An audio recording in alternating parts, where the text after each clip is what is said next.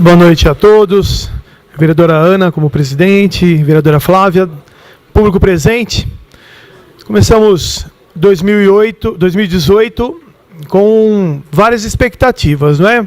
A nível nacional, também a nível municipal. Então eu quero aqui ajudar a refletir para que a gente, nesse ano de 2018, a gente possa, no meu mandato, a minha intenção é trazer para a municipalidade, para que, de fato, a gente saia, algumas vezes, daquilo que alguns chamam, talvez, de mesmice, não é?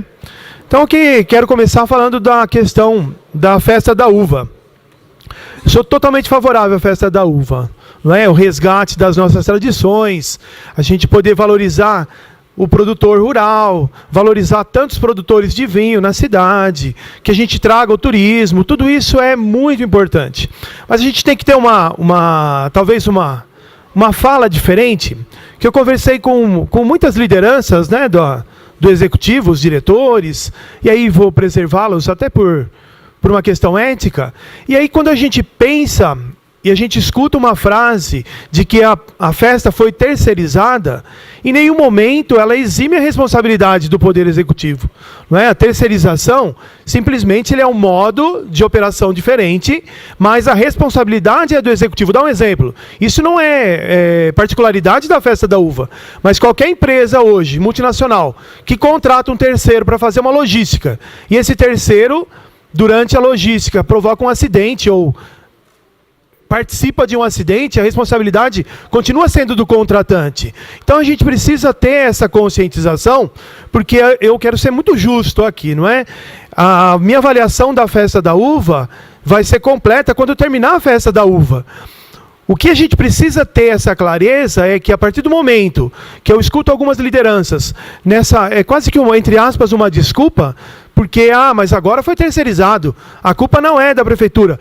A preocupação não é a culpa. O que me preocupa é a gente não corrigir os possíveis problemas, não é? Então, o primeiro final de semana, infelizmente, não foi o ideal, não é? O show que não aconteceu, o barulho muito alto. Então, é necessário resgatar a confiança também, não é? A gente passou por um ano no qual não aconteceu a festa da uva, e eu aqui sou justo para avaliar no final, porque a minha expectativa é que seja uma festa boa, que seja a melhor festa que já aconteceu na cidade, que a gente possa levar as nossas famílias, que você possa trazer um conhecido e vir fazer a visita na cidade. Por questões profissionais, dos meus 23 anos aí de engenharia, eu quase sempre trabalhei fora da cidade, não é? Então tenho muitos amigos e é unânime, eles perguntam, quando que é a festa da uva? Não é? E eu tenho que ter orgulho de falar, vem na festa, vem porque você vai se divertir, vai ter uma questão cultural, etc, etc. Então, o que eu enxergo da festa da uva, que a gente não pode achar que não tem custo para a cidade. E eu não vejo como um problema. Se o seu benefício é maior que o custo, sem problema nenhum. Mas tem um custo para a cidade, que esse custo que seja muito bem aplicado. Nós temos lá a guarda participando, nós temos a questão da defesa civil, temos outros funcionários, que não tem o custo direto envolvido, mas é o custo indireto da cidade. Qual que é a expectativa quando a gente contrata um terceiro para que administre a festa da uva? Precisa terminar a festa da uva e todo mundo falar, puxa, que pena que acabou. Se de repente no meio do processo aí a gente escutar, nossa, não aguento mais, é porque alguma coisa não está funcionando. Diante de tantas dificuldades econômicas, não é, que o Brasil vive, Vinhedo também, as pessoas precisam de um momento diferente que a festa da uva pode ajudar. E aí foi bem falado aqui pelos vereadores que me antecederam, a questão do custo é essencial. Uma família com 2 filhos, você vai passear, você vai brincar num brinquedo só, é uma vez só. Quem tem filho sabe que não é assim que funciona. Aí brincou ali, já deu R$100. Então qual que é o benefício? Eu tenho certeza, por mais simples que seja a família, se esses R$100 ele conseguir gastar, e a família e o filho sair feliz ali, isso é bom para a cidade. A gente faz um esforço para isso. O que não pode acontecer é essa sensação do lavo minhas mãos, se deu errado não é culpa minha, se deu certo, muito que bem.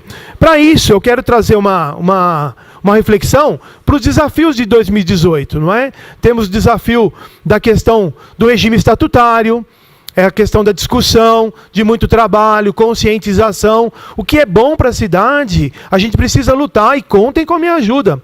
A gente também tem outros desafios, que é a otimização das secretarias, que foi tão anunciado o ano passado. Não me preocupa, de fato, de verdade, assim. Se tiver total clareza, tiver certeza, o senhor prefeito chegar aqui e falar assim, olha, não vai precisar mais cortar a secretaria. Porque a gente conseguiu bons resultados, a população está feliz, não falta isso, não falta aquilo. Eu sou o primeiro a bater palma e falar assim, de fato, vamos junto. Coloca mais 5 secretarias se tiver dinheiro sobrando. Mas não é o que a gente sente na cidade. Eu ando pelas comunidades, principalmente, que é o público que eu mais visito, e eu fico preocupado porque as pessoas, elas cada vez mais se assustam com o que acontece na cidade. Quer um outro exemplo? Se a gente não fortalecer aquilo que é essencial, que é saúde, a educação e a segurança, a gente passa a viver os mesmos problemas do ano passado. Então, a minha contribuição nesse nosso primeiro encontro de 2018 é trazer para reflexão, 2 pontos. Primeiro ponto, que a gente pense um pouquinho de teoria da restrição. Já vou falar já como que ajuda, acredito que pode ajudar todas as secretarias. Além da teoria das restrições, a gente pensar um pouquinho também em lição aprendida. Então, primeiro ponto, lição aprendida. Qual que é a base da técnica da lição aprendida? Registrar tudo aquilo que aconteceu, seja de bom ou seja de ruim. Para que quando você sentar na mesa com a sua equipe, quando você for fazer um levantamento de prioridades, discutir suas metas, seus objetivos, você precisa discutir com as pessoas e enxergar, olha, aqui a gente foi bem pra caramba, vamos repetir esse método, vou tomar liberdade, elogiar o secretário Adriano, não é? Não é porque ele está sempre aqui, mas é quase que uma teoria também. A ética diz isso. Quem gosta de estudar um pouquinho da ética, a partir do momento que você enfrenta os seus problemas, você tem resultados mais positivos. Então, pensa lá na Secretaria de Esportes, tudo aquilo que foi bem. Mas eu sei que não é tão simples, não é? Tem dificuldade também, tem que registrar também. O que foi ruim? O que a gente vai fazer diferente para que eu possa atingir um resultado melhor? E isso são técnicas que eu tenho certeza que dentro ali do executivo existem muitas pessoas que podem ser preparadas para isso. Ou já conhecem também, não é? Isso é o básico da administração, tem tantos funcionários lá, né? Sejam comissionados, sejam por indicação. Então, se a gente conseguir fazer essa avaliação, é tomar essa liberdade. Falar assim, olha, não está legal a distribuição, por exemplo, de creches. O tempo de espera está muito alto. Um exame médico, um exame de mamografia, um exame de oftalmo, não pode aceitar que está tudo normal, porque senão a gente fica nessa briga. Ah, o Sandro falou que está ruim, então vou brigar com o Sandro porque está ruim. Ah, não, agora o Sandro falou que está bom, então agora o Sandro eu vou escutar. Não estou preocupado com o que o Sandro está falando, é o que a cidade precisa. Então a minha sugestão, se precisar, eu contribuo com o maior carinho, não é, na questão, mas tenho certeza que tem pessoas técnicas lá, né, Edson? Conhece o Edson há tanto tempo, para que coloque em prática a teoria da lição aprendida. É tomar aquilo que foi ruim e fazer de uma maneira diferente. Para completar, o que a gente usa muito, hoje em dia, é chamada método do tambor, pulmão, corda, que é a teoria das restrições. Rapidamente, para que a gente possa se situar e não achar que está longe do município, não é? É lógico que é uma técnica que é muito usada no setor privado, mas a teoria das restrições, basicamente, ela nos indica, durante um processo, seja ele produtivo, um processo econômico, um processo de atendimento, durante esse processo do fluxo das ações, que ponto ali é o ponto mais vulnerável? Aonde que é o gargalo desse processo? Vou dar um exemplo. A gente está falando aqui da Santa Casa, e que bom que a Santa Casa caminha com as próprias pernas. É uma expectativa natural, é um pilar que eu acabei de falar. O pilar de saúde tem que ser básico. Então, tem o processo de internação. Durante o processo de internação, se a gente for lá fazer o levantamento, tenho certeza que tem lá a chegada do paciente, preenchimento da ficha, reconhecimento se é um plano de saúde ou se é do SUS, atendimento, verificação da doença, etc, etc. Nesse fluxo, existe ali com certeza alguma etapa que toma mais tempo. Essa etapa é o gargalo. É essa etapa que a gente tem que unir as nossas forças para que a gente não cometa os mesmos erros do ano passado. Então, as críticas que nós fizemos aqui no ano passado, as críticas que talvez foram feitas, né, nos jornais, as críticas que estão lá nas reclamações, né, na ouvidoria da prefeitura, precisa pegar com carinho essas dificuldades e, a partir dessas dificuldades, a gente fazer a teoria das restrições.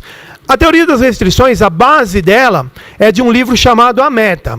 A Meta, basicamente, é um livro que ele faz uma analogia com uma excursão durante um passeio na floresta de uma equipe de escoteiros. Então, o que acontece? O chefe do escoteiro fica doente lá, não pode participar, e aí um dos pais é convidado para tomar conta desses 15 meninos que estão ali. Durante a caminhada, existe lá o gargalo. Existe um menino que precisa de ajuda. E até chegar a essa conclusão, acontece o que a gente pode visualizar o que aconteceu ano passado na cidade. Aquela expectativa que a gente já viveu de uma cidade com menos habitantes, com uma facilidade de trânsito melhor, um atendimento de saúde melhor, vagas nas creches, a escola sendo sempre bem avaliada. Eu não tenho dúvida que Vinhedo é bem avaliado, até porque, como eu disse, conheço outras cidades também.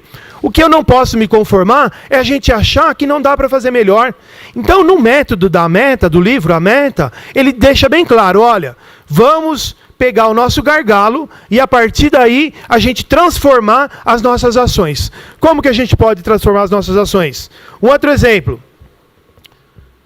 Centro cirúrgico da Santa Casa. Eu acho que esse exemplo fica mais claro. A gente, a partir de hoje, não é? A Santa Casa caminha com as próprias pernas, tem ali um atendimento que está melhor que algumas épocas, com muitas oportunidades ainda para ser feitas. Chega no centro cirúrgico, o processo pode surgir. Então tem que listar lá. Entrada do paciente, planejamento da equipe, separação de materiais cirúrgicos, identificação das dificuldades, o que vai ser a cirurgia, estabelecer o processo. Que etapa daquele processo ali, ele é o gargalo? Imagina se no meio da cirurgia, o auxiliar ali do médico, ele diz, olha, faltou aqui a linha para dar o ponto final. Assim, não, então para a cirurgia agora, deixa aberto aqui e a gente verifica. É óbvio que a gente conhece por lógica esse raciocínio. O que a gente precisa fazer é identificar o gargalo e, a partir do momento que a gente identificou, não deixar acontecer. Eu estou falando isso porque no começo desse ano, agora em 2018, das situações que eu estive presente, né, das pessoas cobrando, eu sinto uma necessidade da gente resgatar na cidade de Vinhedo a função do atendimento. Muitas pessoas reclamam do atendimento por dois motivos. O primeiro deles é por mania, não é? Às vezes o atendimento não é tão ruim, mas só que vira mania e fica reclamando. E como é que a gente reverte isso? O segundo ponto, que de repente pode ser que tenha um atendimento que não está bom mesmo. Dou outro exemplo para a gente pensar teoria das restrições para melhorar a cidade de Vinhedo. Atendimento nos postos de saúde. Será que aquele atendimento hoje que está sendo estabelecido, o gargalo, de repente é o horário? A gente tem a coragem, e é coragem mesmo, como foi feito, também assina embaixo, que coragem de reabrir o hospital, que não deveria ter sido fechado.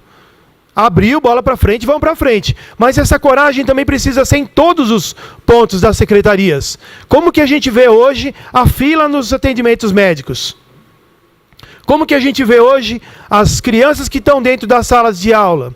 Tenho certeza que a Secretaria de Educação está pensando isso. É só pesquisar um pouquinho, conversar com as pessoas que nós conhecemos. Eu posso citar aqui rapidamente, pelo menos 4 ou 5 escolas particulares que diminuíram as suas vagas.